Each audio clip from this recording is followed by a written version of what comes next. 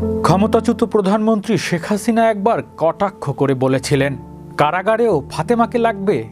সেই ছায়াসঙ্গী ফাতেমাকে চিরবিদায় জানালেন বিএনপির চেয়ারপারসন ও সাবেক প্রধানমন্ত্রী বেগম খালেদা জিয়া। এবারকার হাসপাতালে জীবনের শেষ দিন পর্যন্ত খালেদা জিয়ার পাশেই ছিলেন গৃহকর্মী ফাতেমা। রাজনীতির ইতিহাসে বহু নাম উচ্চারিত হয়, নেতা, আন্দোলন, ক্ষমতা, কারাগার, কিন্তু সেই ইতিহাসের আড়াল থেকে যায় কিছু নীরব মুখ। আলো নয়, ছায়া থেকে যায় ইতিহাসের সাক্ষী। বেগম খালেদা জিয়ার জীবনে সেই ছায়া সঙ্গীর নাম ফাতেমা বেগম। ১.৫ দশকেরও বেশি সময় ধরে গৃহকর্মীর পরিচয় পেরিয়ে তিনি হয়ে উঠেছিলেন খালেদা জিয়ার একান্ত সঙ্গী। কারাগারে অন্ধকার প্রকোষ্ঠ, গৃহবন্দীদের দীর্ঘদিন, হাসপাতালে নিঃসঙ্গ রাত কিংবা বিদেশ সফরের নীরব করিডোর, সবখানেই নিঃশব্দে উপস্থিত ছিলেন ফাতেমা। তিনি কোনো রাজনৈতিক কর্মী নন, কোনো দলীয় পদও নেই তার। তবু ইতিহাস কঠিন মুহূর্তগুলো তার উপস্থিতি ছিল অবিচ্ছেদ্য। দুঃখের ভেতর বড় হওয়া জীবন।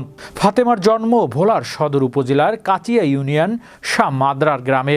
রফিকুল ইসলাম ও মালেকা বেগম দম্পতির ৫ সন্তানের মধ্যে তিনি সবার বড়। সংসারে তার ভার তার কাঁধে আসে খুব অল্প বয়সেই। ২০০৯ সাল পূর্ব পরিচিত এক ব্যক্তির মাধ্যমে তিনি কাজ পান বেগম খালেদা জিয়ার বাসভবনে। সেখান থেকেই শুরু হয় এই দীর্ঘ সহযাত্রা। রাজনীতির কেন্দ্রবিন্দুতে থাকা এই নারীর দৈনন্দিন জীবনে নীরব সাক্ষী হয়ে ওঠেন ফাতেমা। বাথরুমে আনা নেওয়া করা, ওষুধ খাওয়ানো, শারীরিক দুর্বলতা হাত ধরে রাখা, এসব কাজ তার কাছে শুধু দায়িত্ব নয়, যেন সম্পর্কের দায়। কারাগারের ভেতরেও ফাতেমা। ১৯১৮ সালে ৮ ফেব্রুয়ারি আদালতের রায়ে খালেদা জিয়া কারাগারে যান, নাজিমউদ্দিন রোডের পুরনো জেলখানা। সেই সময় তার আইনজীবীরা আবেদন করে গৃহকর্মী ফাতেমা বেগম যেন তার সঙ্গে থাকতে পারে। আদালতের অনুমতিতে ৬ দিন পর ফাতেমা প্রবেশ করেন কারাগারে। রাজনৈতিক কোনো পরিচয় ছাড়াই স্বেচ্ছায় তিনি হয়ে ওঠেন কারাবন্দী। কারণ তিনি জানতেন এই সময়ে একা থাকা মানে ভেঙে পড়া। হাসপাতালে করোনার আর ভয়। ২০২১ সালে এপ্রিল মাস করোনা আক্রান্ত হন খালেদা জিয়া। ৫৩ দিন হাসপাতালে ছিলেন তখন।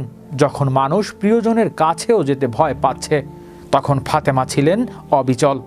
সেবিকা হয়ে, সাহস হয়ে, ছায়া হয়েছিলেন খালেদা জিয়ার পাশে। শেষ পর্যন্ত ফাতেমাই ছিলেন ছায়াসঙ্গী। ফাতেমা বেগম প্রমাণ করেছেন সব সম্পর্ক ক্ষমতার নয়, কিছু সম্পর্ক শুধু দায়িত্ব আর মানবিকতার। রাজনীতিতে কোলাহলের ভিড়ে তিনি এক নীরব নাম, কিন্তু সেই নীরবতাই তাকে আলাদা করে চিহ্নিত করে। হৃদয় আশিস, বিশ্ববাংলা 24 নিউজ ডেস্ক।